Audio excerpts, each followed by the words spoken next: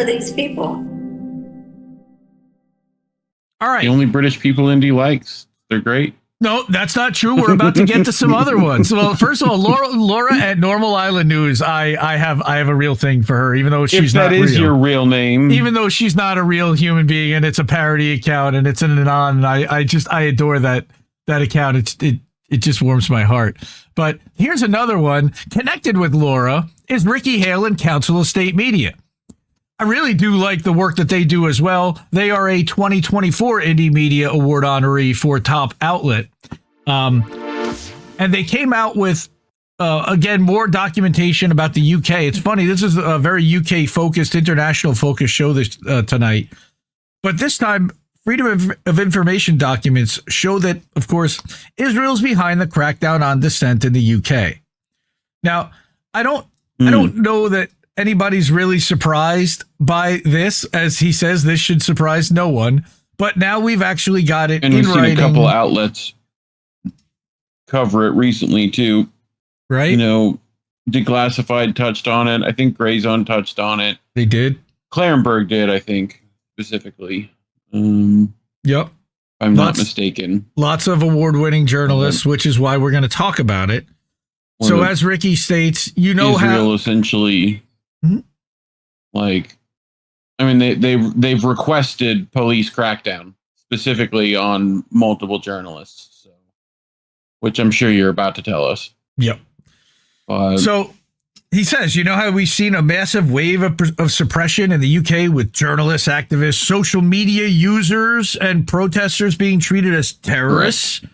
Well, you'll be unsurprised to hear this was being coordinated with the Israeli embassy. I wonder if that also was happening in Canada. A series of Freedom of Information requests have shown that Israeli interference in our justice system is extensive. Such interference is completely illegal, of course, not that anything will happen. Released emails discuss the introduction of moves to crack down on dissent, such as the Police, Crime and Sentencing and Courts Act, and coordination with Facebook and Instagram. They've done that in the United States, too. They showed the Israeli embassy pressured Attorney General's office, to clamp down on pro-Palestinian protests, just like here. And arms manufacturer Elbit Systems was regularly meeting with high-ranking officials. That's right. And they've been pressured quite a bit by protesters and activists. Palestinian Action. Yep. Correct. So redactions in the documents were justified by the Attorney General's office as the details would be likely to prejudice the UK's relations with Israel. You think? It shouldn't, because they have free speech laws in England, but apparently not. Basically, we can't know the full extent to which Israel is even interfering in our politics, because this would, of course, upset Israel. That sounds very much like Laura, by the way. The documents. Oh no. The documents demonstrate that Israel holds influence over government ministers, the Attorney General's office, the Crown Prosecution Service, and the police. And by the way, Prime Minister Keir Starmer as well.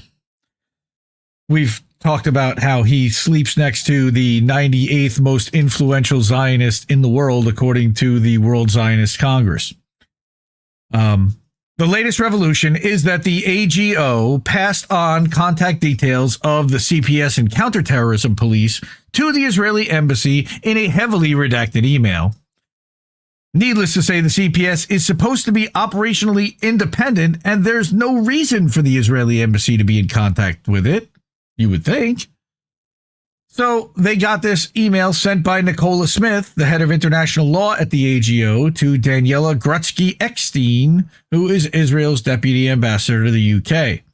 And what we see again is very little, although it says Nicola Smith to Israelis re CPS SOIS contact details. So right there, you've got something. There again, here it says it's the subject contacts CPS SO15 is what it is. Okay, and then everything else is redacted other than let me know if you have any questions. What do you think they're giving them there and what they're asking for there? Yeah. Smith and Eckstein had met 11 days prior to this email.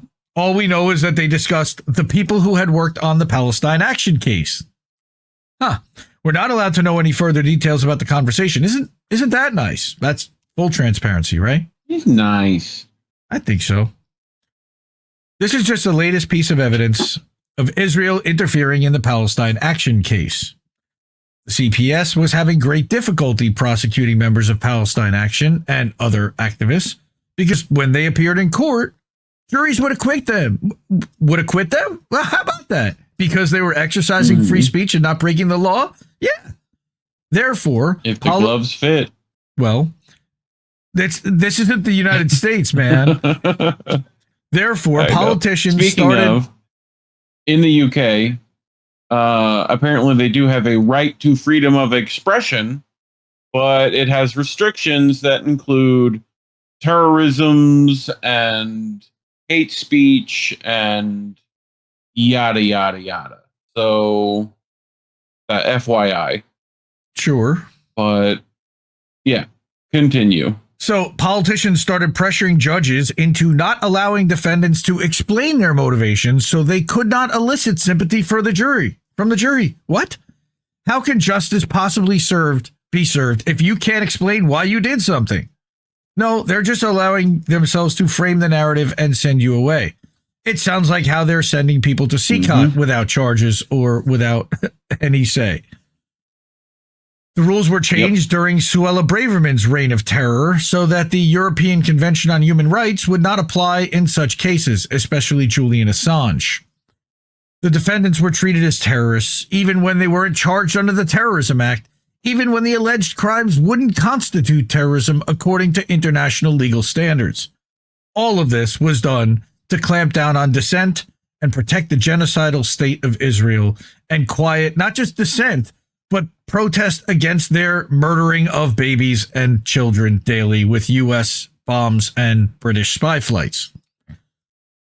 One internal file admitted, quote, Palestine Action does not meet the threshold for proscription as they do not commit, participate in, prepare for, promote, encourage, or otherwise be concerned with acts of terrorism, unquote. But that doesn't matter. Despite this, the members of Palestine Action, which are the so-called Filton 18, have been in prison for over 8 months without trial because they tried to stop the UK sending arms to Israel so it can blow up children, as I said a minute ago. How can it be a crime when the UK has suspended some arms licenses on the basis that Israel is already violating international humanitarian law? I love it. It's only some arms licenses. You violated the law. Unbelievable. All right. If someone's going to shoot a child and you take that gun and you destroy it, you're not in the wrong. And that's essentially what Palestine Action has done. In August of last year, members of Palestine Action drove a modified prison van into an Elbit Systems factory in Bristol, causing £1 million worth of damage. The team dismantled weapon systems, including the quadcopters that mimic the sound of women and children crying to lure Palestinians into the open to be shot. Yes, I'll read that again because that sounds vaguely important. The team dismantled weapon systems, including the quadcopters that mimic the sound of women and children crying to lure Palestinians into the open to be shot, because they have humanitarian feelings and want to save someone who is crying or help them. And of course, Israel needs to prey upon that humanity and murder the people that go out to try to do that. Isn't that nice? So, of course, let's lock up the people that are trying to destroy the weapons that do that. These weapons were being sent to Israel to commit war crimes, but no one in the UK has been prosecuted for facilitating those war crimes. No surprise. I think our so-called justice system is a bit upside down, don't you? Revolution continues saying, shut Elbit Systems down worldwide. I totally agree over on Substack. None of the Filton 18 were charged with terrorism offenses, yet they've had their rights restricted as though they were, with limits on their legal support, family visits, healthcare, and religious rights while they await trial. Again, this sounds very similar to how they treated Julian Assange. This is because they were arrested under powers granted by the Terrorism Act. How can this be anything other than an abuse of power? The problem is, who holds them accountable? They're already the people in power. It's not just the Israeli embassy that's been interfering in our justice system, of course. Freedom of Information documents show that Home Office ministers and staff have been pressuring police and prosecutors to act against Palestine action since way before October 7th. Remember, folks, this didn't start October 7th. None of this did. Their goal already was to reassure Elbit Systems, again, profits over people all the time. Defense contractors over the people that they are sending the weapons to Israel to murder. Absurdly, a briefing note for one meeting read, quote, a director from the Attorney General's office will be attending to represent the CPS. The CPS declined to participate in this meeting to preserve their operational independence, unquote. They don't even want anything to do with this. The note admits that such a meeting would jeopardize operational independence, yet the CPS sent a representative anyway? Clearly, if you're sending a representative to the meeting, you're not preserving your operational independence. Documents confirm ministers, police, and the CPS and Attorney General were meeting with Elbit Systems to discuss Palestine action, but the details were redacted, as a Jett song very famously says also.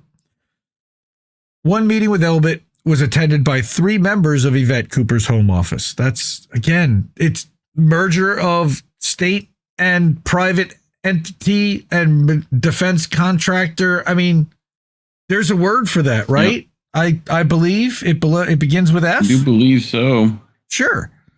So that's just close enough. How can it be justifiable for Elbit Systems to be meeting with such people? Who are these people? Not good people, I'll tell you right now. Even if you see the arms manufacturer as the victim of a crime, the only people it needs to be speaking to are police. Elbit just needs to hand over its evidence and submit witness statements. That's it. Anything beyond that is political interference. It's also collusion. It's worse than political interference. Ominously, it's been revealed by Declassified UK. Even. Yeah, maybe, sure. But either way, it's a merger of defense and state and private enterprise and the media and now the courts. Yep. He who controls the spice controls the universe. Ominously, it's been revealed by Declassified UK that Elbit Systems has its own intelligence cell that coordinates with British police on a bi-weekly basis. Huh. How about that? An Israeli arms manufacturer is not just building its weapons of genocide here, it's literally spying on our citizens and telling police who to prosecute. Sounds like Beitar that's setting up operations in the United States and handing lists over to the President of the United States of who to prosecute and deport. Yep. Such interference surely violates the Crown Prosecution Service's General Principle 2.1. Quote, the independence of the prosecutor is central to the criminal justice system of a democratic society. Prosecutors are independent from persons or agencies that are not part of the prosecution decision-making process. Again, prosecutors are independent from persons or agencies that are not part of the prosecution decision-making process, like Elbit Systems. Okay. CPS prosecutors are also independent from the police, not in this case, and other investigators, or should be. Prosecutors must be free to carry out their professional duties without political interference and must not be affected by improper or undue pressure or influence from any source. So who's suing these motherfuckers? That's what I want to know. Nobody. That's who. It's worth pointing out that not only do government ministers interfere to prosecute opponents of Israel, they interfere to protect suspected war criminals, such as Tzipi Livni and Gideon Sar.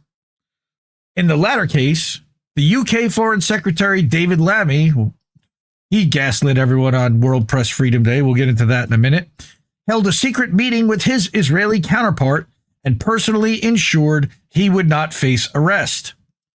which is why I believe we showed on the show when Declassified UK confronted the Israeli minister that tried to sneak into that meeting with Lammy.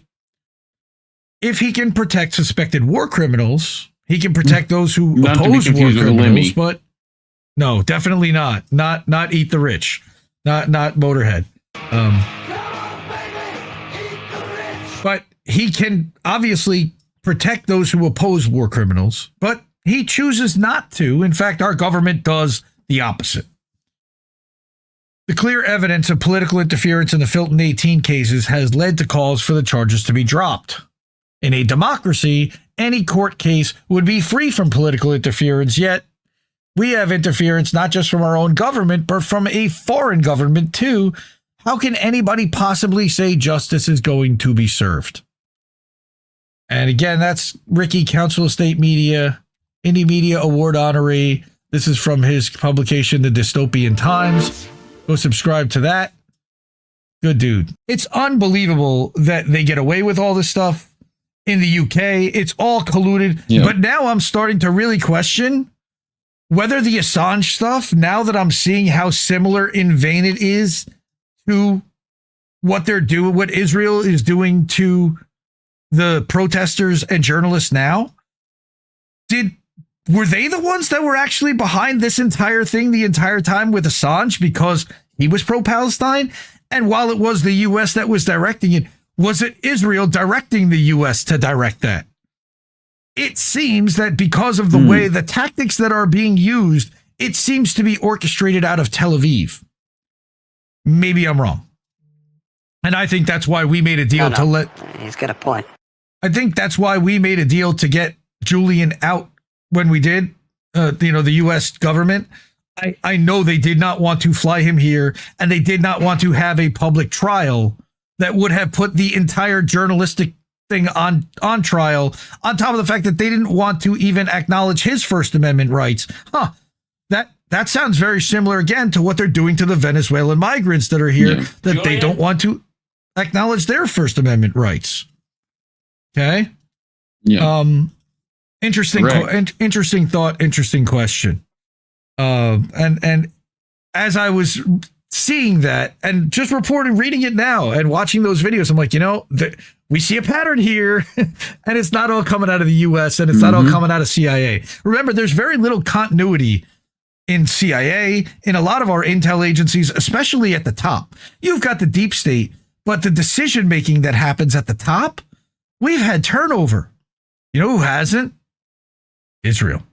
Now they started to turn over because it was unpopular. But you had Gallant and Ben-Gvir and Smotrich and Netanyahu in power for quite a while. All right. So could it have been that since 2019, those four have been the power source in Israel that also had a tremendous effect over our intel community? Let me ask one more time to support independent media if you can. We are solely user funded. We do not take sponsor money. We do not do ad reads. We do not have promo codes. We have you, and we have these incredible people that have supported our network. A lot of them are in chat right now, hanging out, and they support the media they want to see. Support independent media because we need it more than ever. I love you all. Have a good night, everyone. Keep listening to what Little Boats have to tell you. See you in a bit, fam. Bye, Felicia. No! We just fucking lost the stream! You can't keep giving us nothing and think we're bluffing about coming for your heads. Why play civil if you won't listen? 50,000 died, and now we know our mission. We form a militia, make Congress a prison.